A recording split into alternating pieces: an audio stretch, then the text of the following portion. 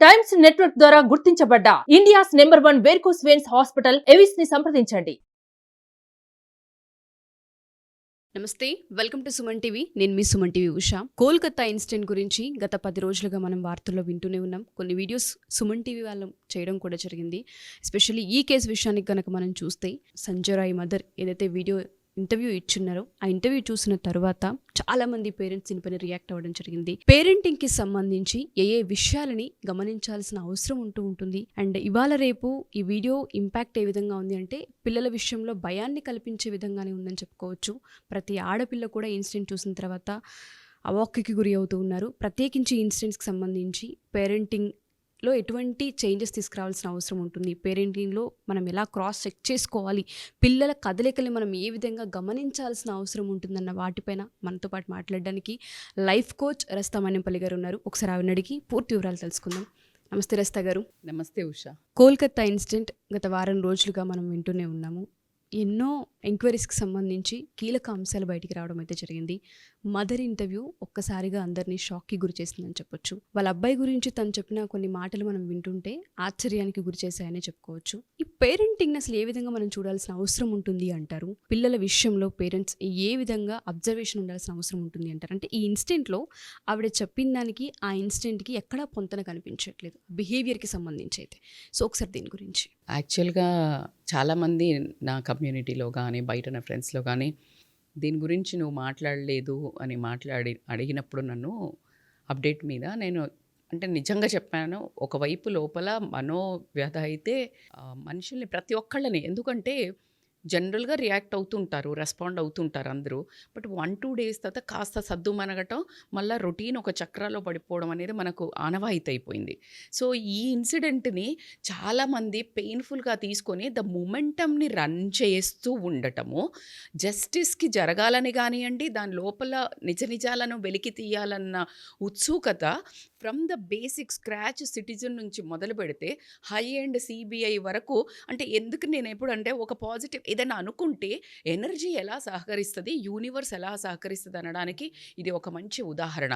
దాంట్లో భాగంగా మీరు సుమన్ టీవీ అత్యద్భుతంగా విత్ ఎవిడెన్సెస్ కానివ్వండి, న్యాయవాదులతో కానివ్వండి మంచిగా అంటే తీసుకెళ్ళడంలో ఒకవైపు నేను మాట్లాడాలి ఆవేదన నా ఉన్నది. ఎందుకంటే నేను చాలా ఎమోషనల్, నాకు చాలా పెయిన్ఫుల్ అనిపించింది ఆ అమ్మాయిది చూస్తున్నప్పుడు, పిక్చర్ కానివ్వండి, చదువుతున్నప్పుడు కానివ్వండి. ఒక మనిషి నాకు ఇక్కడ చాలా ట్రాక్స్ ఎప్పుడు కనిపిస్తాయి. నేను పరిపరి కోణాల్లో చూస్తే ఉషా, ఆ అమ్మాయిని అంటే ఇక్కడ చూడండి, సమాజంలో అవినీతి జరుగుతుంది. అవినీతి జరిగితే నోరెత్తకూడదు, నోరెత్తితే ఇలా జరుగుతుంది. ఫస్ట్ నోరెత్తిన వాళ్ళు ఆడపిల్ల అవుతే శారీరకంగా మానభంగాలు చేసి ఇంత వికృతంగా చంపుతారు. అంటే ఎక్కడ ఆపేస్తున్నారు అంటే ఏది వాయిస్ అవుట్ చెయ్యాలి అని అంటే మనకేమంటాం, మన న్యాయంగా బతకాలి అని మనకు చాలామంది లీడర్స్ చాలా ఒక న్యాయపరిత మన కల్చరే అది కదా. అధర్మాన్ని మనము ఆపాలి. అసలు ఎక్కడ అంటే నోరు మూసుకొని నీ పని నువ్వు చేసుకోను పో, ఉన్నావా లేదా అన్నట్టు బ్రతకాలి అనేది ఈ అంశంలో నాకు అర్థమైన ఇంకొక కోణం. ఖచ్చితంగా మీరు చెప్పండి, రేపు ప్రొద్దున ఏదైనా ఎదురుగా జరుగుతుంటే ఎవరైనా వాయిస్ అవుట్ చేస్తారా? ధైర్యం సరిపోతుందా? అసలు ఆడపిల్ల అయితే కల్లో కూడా మర్చిపోండి, పుసుకున్న ఒకవేళ ఇలా అనంగానే తల్లిదండ్రులు నోరు నొక్కేస్తారు. ఎందుకంటే ఇది మన పని కాదు అని ప్రతి ఒక్కళ్ళు ఈరోజు సమాజంలో క్వశ్చన్ చేస్తారు. ఇలా మాట్లాడేటప్పుడు మాత్రం ఏదైనా ఇన్సిడెంట్ జరిగితే ప్రతి ఒక్కళ్ళు మొబైల్ పెట్టి రికార్డింగ్ చేస్తున్నారు. ఎవరు దాన్ని వారించట్లేదు అని మాట్లాడడం జరుగుతుంది. వారిస్తే ఏం జరిగింది? సో ఇలా ఒక కోణాన్ని ఒక మనిషి మానభంగం ప్లస్ మానభంగానే ఒక మారణకాండలాగా చేశాడు. అంటే అది ఒక వికృతమైన చేష్టలు. ఇప్పుడు ఎవరైతే మనకు విక్టిమ్ ఉన్నారో సంజయ్, అతను చేశాడా చెయ్యలేదా అని పక్కన పెడితే చేశాడు అనేది అయితే అర్థమవుతుంది. ఎందుకు అంటే మీరు అన్నట్టు కాంట్రడిక్టరీ స్టేట్మెంట్ వాళ్ళ మదర్ వచ్చాక అసలు టోటల్గా ఒక కోణం ఓపెన్ అయింది. అంటే మన పెంపకము ఇంకా ఎంత స్ట్రెంథన్ అవ్వాలి, ఎంత అబ్జర్వేషన్ పెంచాలి అనేది ఒక కోణం అవుతే, ఈ పేరెంటింగ్లో ఎంత ఇంపార్టెన్స్ ఉందో సొసైటీ ఇన్ఫ్లుయెన్స్ అంత డామినేట్ చేస్తుందా అని మనం ఒకసారి క్వశ్చన్ వేసుకుని, పేరెంట్స్ ఇంకొంచెం టైట్, ఇంకొంచెము అంటే మేము చిన్నగున్నప్పుడు పేరెంటింగ్ వాజ్ మోస్ట్ కామన్. అంటే పిల్లలే ఇలా ఉండాలి, ఇలా ఇంతే ఉండి డబ్బు వెనకాల ఓకే. ఒక ఒక ఒక రీతి వరకే ఉండేది. ఇప్పుడు కొంచెం బ్యాక్ సీట్ తీసుకుని మేము ఇంకా కష్టపడి మా పిల్లలకు లగ్జరీ థింగ్స్ ఇవ్వాలి. ఇది జరుగుతుందిలే అని అనుకునే ధోరణి వచ్చిందేమో అని ఒకసారి క్రాస్ చెక్ చేసుకోండి. ఎంతవరకు ఫోకస్ చేస్తున్నాము. ఎందుకంటే అతనేమో ఫస్ట్ ఒప్పుకున్నాడు. అంటే నేనే చేశానని సరెండర్ అయ్యాడు. అప్పుడు అందరికీ రకరకాల ఒక థాట్స్ అయితే వచ్చాయి. ఏంటంటే ఇతనే చేస్తే అలా ఎలా వెళ్తాడు? ఖచ్చితంగా ఒక మనిషి అంత వికృతంగా మానభంగం చేసే ఉద్దేశంతో పొయ్యుంటే అంతగనం రాక్షసత్వంగా చంపి ఉండడు కదా!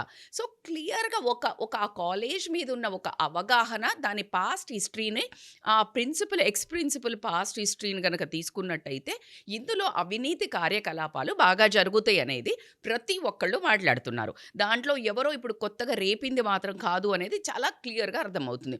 దాంట్లో సెక్స్ రాకెట్ నుంచి మొదలుపెడితే, డ్రగ్స్ మాఫియా నుంచి మొదలుపెడితే, ర్యాగింగ్ నుంచి మొదలుపెడితే, చనిపోయిన బాడీస్‌ని అమ్ముకోవడం దగ్గర నుంచి మొదలుపెడితే, అది నేను చాలా మూవీస్‌లో చూసాము. కొంచెం ఒకవేళ బ్యాక్ ఎండ్ మనం ఒప్పుకుందామంటే, చిన్నగా అక్కడ ఉంటారు కదా వర్కర్స్, వాళ్ళు డబ్బుకి కకృతిపడో, లేకపోతే వాళ్ళకున్న అవసరాల వద్దో ఆ శవాలను అమ్ముకుంటారు అనేది మనం అక్కడిక్కడ చూసాం. దౌర్భాగ్యమైన సిట్యుయేషన్ ఏంటంటే, ఎక్స్ ప్రిన్సిపల్ అలా చేయడం అనేది, అంటే అసలు అతను అంటే చదువుకున్న ఇల్లిటరేట్స్ అంటారు. అంటే మనం ఎడ్యుకేషన్ ఎంతో నేర్పిస్తుంది అని ఒక అడుగు ముందుకు వేస్తుంటే, ఎడ్యుకేషన్ ఎంత పోయినా గూడా మనిషి లోపల ethics, culture, values will drive you to the positive or negative అనే దానికి ఈ ప్రిన్సిపల్ ఒక ఉదాహరణ అని మాత్రం చెప్పుకోవచ్చు. సో, దాంట్లో ఎప్పుడైతే ఈ అమ్మాయి వాయిస్ అవుట్ చేసిందో ఖచ్చితంగా పేరు బయటకు వస్తుందనే ఉద్దేశంతో, అంటే ఇక్కడ ఏమవుద్దంటే ఇలాంటివి ఒకరే చెయ్యరు. It's a big thing. అంటే టూ మెనీ ఉంటది. ఇప్పుడు ఒకటి చిన్న కోకోకోలా ఏదైనా సంథింగ్ అమ్మాలంటే టూ మెనీ లేయర్స్ ఉంటది. మెయిన్ ఒకతను తీసుకుంటాడు. దాని దగ్గర నుంచి నారో డౌన్ అవుతది. అలా చేతులు మారుతూ ఉంటాయి. ఆ చేతులు మారేది ఎలాగైతే వచ్చి మనకి ఒక రూపాయికి ఒక కొల గనక 15 రూపాయలు అయినట్టు, అలాగే ఇక్కడ కూడా ఒక మనిషి ఆర్డర్ ఉంటుంది. ఒక మనిషి డూస్. అక్కడ ప్రతి ఒక్కళ్ళు లేయర్స్ ద్వారా పార్టిసిపేషన్ లేనిది ఇంత పెద్ద మనం అనుకున్న ర్యాకెట్ కూడా జరగదు. ఎందుకంటే ఈ చెయ్యడం ఎంత ఇంపార్టెంటో దాన్ని కప్పిపుంచడానికి బోలెడు చేతులు కావాలి. సో, అలాంటి సందర్భంలో దీంట్లో చాలామంది ఇన్వాల్వ్ అయ్యారు.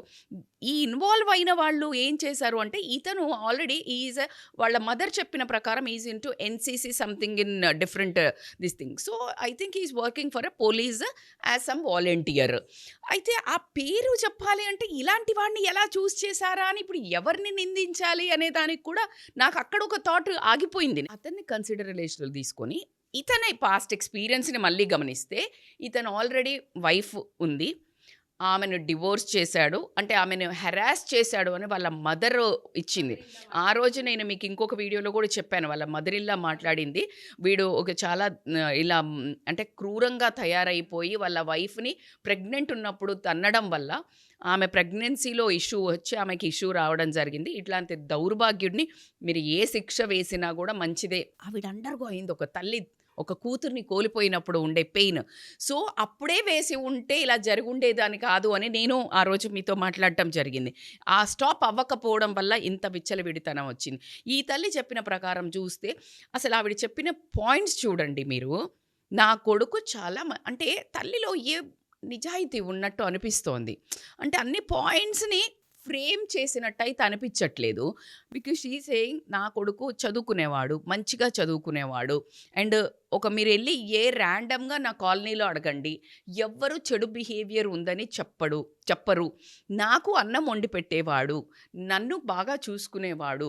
అంటే ఒక తల్లికి అన్నం అంటే జనరల్‌గా వండి పెట్టాలి అంటే కొంచెమన్నా హ్యుమానిటీ ఉండాలి.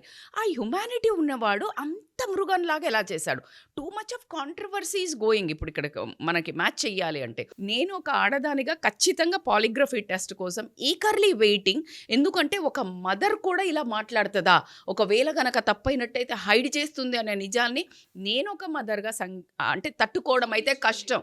ఎందుకు అంటే మదర్ కంటే ముఖ్యంగా విమెన్ అన్న ఒక ఆడది అన్న విషయాన్ని ప్రతి ఒక్కళ్ళ మేలుకొలపాల్సిందే. నేను చాలా అప్డేట్స్ చేసినప్పుడు చెప్పాను, ఎట్టి పరిస్థితుల్లో మీరు ఎవరికైనా అన్యాయం జరిగినప్పుడు ఫస్ట్ ఆలోచించాంది తన పరాయ ఉండకూడదు అని చెప్పడానికి.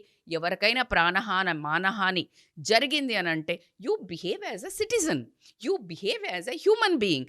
ఇంకా ఆడవాళ్ళ విషయంలో జరిగిందైతే ఒక తండ్రిగా, ఒక తల్లిగా, ఒక అన్నగా, ఒక అక్కగా ఆలోచించాల్సిన అవసరం ప్రతి ఒక్కరికి ఉన్నది. కానీ ఇక్కడ మొత్తం ఒక సిరీస్ ఆఫ్ పీపుల్ డబ్బు అనేదా, పవర్ అనేదా, మరి ఏది డ్రైవ్ చేసినా కూడా ఇది ఒప్పుకోవాల్సిన యాక్ట్ మాత్రం కానే కాదు.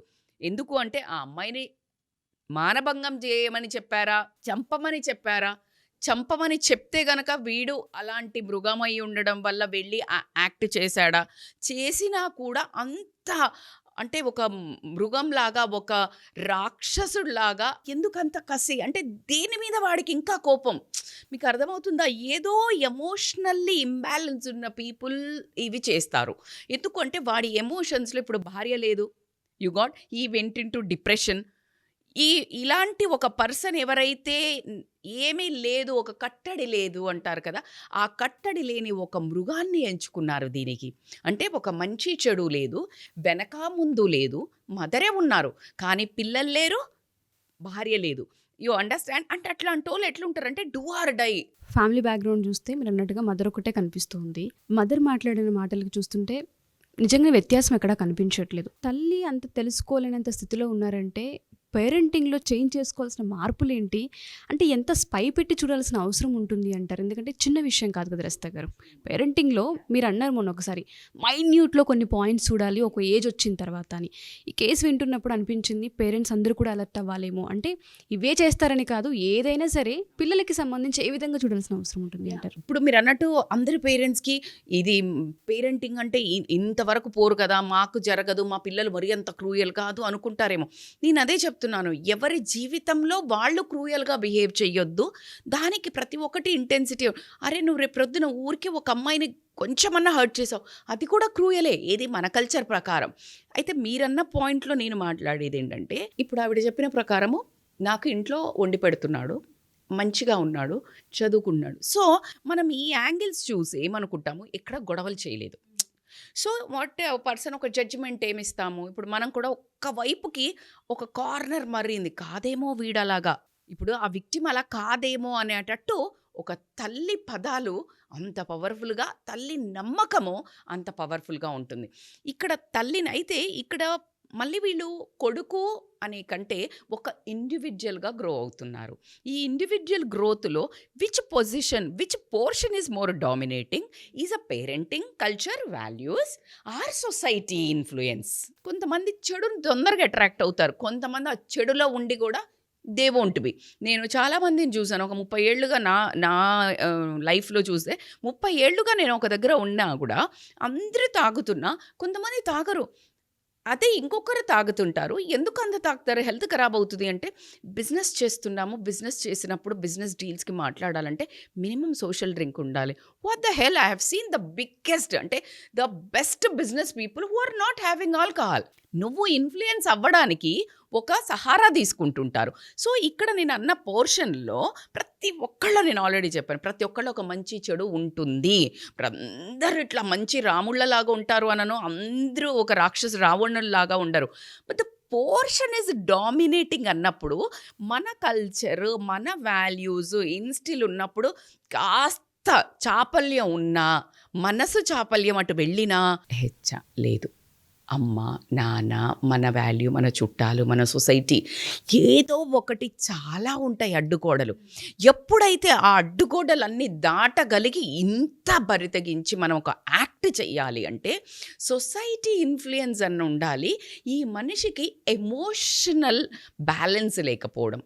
Emotions is a very important. Emotions అనగానే నాట్ ఓన్లీ కోపం, నాట్ ఓన్లీ దుఃఖం, అసలు వాడి హిడెన్ థింగ్ ఏమైందో తెలీదు. అతకున్న ఎమోషన్స్లో మేబీ ఒక జెలసీ అయి ఉండొచ్చు, గ్రీడీ కూడా అయి ఉండొచ్చు, డబ్బులు ఇస్తామని చెప్పి ఉండొచ్చు, లేదు అని అంటే కోపం కసి అయి ఉండొచ్చు, ఇది భార్య త్రూగా ఏదైనా అతను మేబీ ఇన్సల్ట్లకు గురి అవ్వటం ఏదైనా అయి ఉండొచ్చు, ఒక ఫిజికల్ ప్లెజర్ కూడా అతనికి సరి అయిన రీతిలో దొరకపోయి ఉండొచ్చు. నెంబర్ ఆఫ్ థింగ్స్ అమ్మా. అందుకనే ఎమోషనల్ ఇంటెలిజెన్స్ పిల్లలకి నేర్పించాలి. What is this emotional? It is a big subject. In emotional intelligence you have a number of greedy ఉంటుంది, జలసీ ఉంటుంది, యాంగర్ ఉంటుంది, సాడ్ ఉంటుంది, లేకపోతే ఎడవాలని ఉంటుంది, లేకపోతే ఓకల్ చేయాలని ఉంటుంది, వాయిస్ అవుట్ ఉంటుంది. ఎ నెంబర్ ఆఫ్ దీస్ ఎమోషన్స్ని ఏది కంటిన్యూస్గా దబాయించి పెట్టినా it will reach out from so many places. ఆ యాక్ట్కి ఎవరు బాధ్యులం కాలేము. సో ఆ యాక్ట్ ఎలా డైవర్ట్ అవుతుంది అనేది మనకు తెలియదు. సో దీన్నే నేను చాలా ఎగ్జాంపుల్, కుక్కర్ విజిల్ ఎట్లా మధ్య మధ్యలో వస్తూ ఉండాలా, లేదు అంటే పేలిపోతుందా లేదా. సో దట్స్ హౌ లైక్ ఖచ్చితంగా ఈ అబ్జర్వేషన్ మన పిల్లల్ని చెయ్యకపోతే వాళ్ళ ఎమోషన్స్ని మనం అర్థం చేసుకొని ట్యూన్ డౌన్ మధ్యలో లేప ఎమోషన్ని రిలీజ్. వాడికి కోపం వస్తుంది, ఎందుకు నాన్న కోపం వస్తుంది, లేకపోతే ఇలా, లేదు వాడికి ఏమైనా బాగా ఎక్కువ చేస్తున్నారు పిల్లలు, some therapy, some calm down techniques, meet counsellors, మీకు పుణ్యం ఉంటుంది, 6 రోజులు పోయినాయి, నేనే చెప్తా, మాకు తెలియదా మంచిగానే ఉన్నాడు అనే రోజులు పోయినాయి ఉషా. బికాజ్ మనప్పుడు లేవు ఈ సోషల్ స్టిగ్మా, ఈ సోషల్ ఇన్ఫ్లుయెన్స్, ఇంత ఈజీతనం ఏమవుతుంది, సో వాట్, ఈ కైండ్ ఆఫ్ బిహేవియర్ లేదు. అంటే కొంచెము పైకి వేసుకుంటేనే ఒక విచిత్రంగా ఉన్న నుంచి నేను డ్రెస్ ఎందుకు మాట్లాడుతున్నానంటే ఇప్పుడు పేరెంట్స్ కూడా నార్మల్గా ఒప్పుకోవాల్సి వస్తుంది. ఎందుకంటే సొసైటీని చూపిస్తున్నారు, లేదు అంటే పేరెంట్స్ నారో డౌన్ అనుకుంటున్నారు. సో తల్లిదండ్రులకు ఎమోషనల్గా దూరం అవుతున్నారు మంచి చెప్తే. సో కాబట్టి ఈ కరెక్షన్స్ అన్నీ ఇప్పుడు అదే పిల్లలు తాగి వచ్చేవాళ్ళు ఎంతమంది ఉంటుండే, 10-15% కూడా వాళ్ళ జాబులు అయిపోయినాక కూడా తాగేవాడు వాళ్ళు తక్కువ ఉండేవాళ్ళు. అరే ఇప్పుడు ఇంటర్లో, డిగ్రీలో, ఇంకంతకంటే తక్కువలో కూడా పేరెంట్స్ ఉన్న ఫంక్షన్స్లో కూడా తాగుతున్నారు. సో మీరు అవునన్నా కాదన్నా నేను అవి మార్చడం నా వల్ల అవుతుందా లేదా, మీ వల్ల అవుతుందా లేదా నాకు తెలీదు. నేనంటున్నాను యాక్ట్ చేసేటప్పుడు పిల్లలకి ఇంకా కొంచెమన్నా మానవత్వం అనేది మనం నేర్పించటం కానివ్వండి, అది వాళ్ళు ఎంతగానో రేజ్ అవుతారు, కోపం వస్తే ఎంత వికృతమైన చేష్టలు ఇంట్లో చేస్తున్నారు. You need to really focus. Microscope ఉంటుంది కదా, please take out your time. చేతులు కాలాక ఆకులు పట్టుకుంటే ఏమీ రాదు, నువ్వు ఎంత ఏడ్చినా ఏమీ రాదు, నీకు ఎంత పై తాహత వరకు ఎవరు తెలిసినా వాళ్ళని బయటకు తీసుకురాలేరు, ఎన్నో జరుగుతాయి. సో కాబట్టికే మీ పిల్లల్ని నెగ్లెక్ట్ చెయ్యకండి. మీ పిల్లల ప్రవర్తన మీద, మేడం మీరు దీనికి పిల్లలకు ఎలా పేరెంటింగ్ చేస్తారు అంటే, మై డియర్ రియల్ పేరెంట్స్, నేను చెప్పేది అసలు ఇది సంబంధం లేనిది. బట్ టుడే వాళ్ళ అమ్మ విషయానికి వచ్చినప్పుడు we thought why don't we ఒక్కసారి మళ్ళీ పేరెంట్స్కి ఒక చిన్న అలాం ఒకటి చేద్దాము.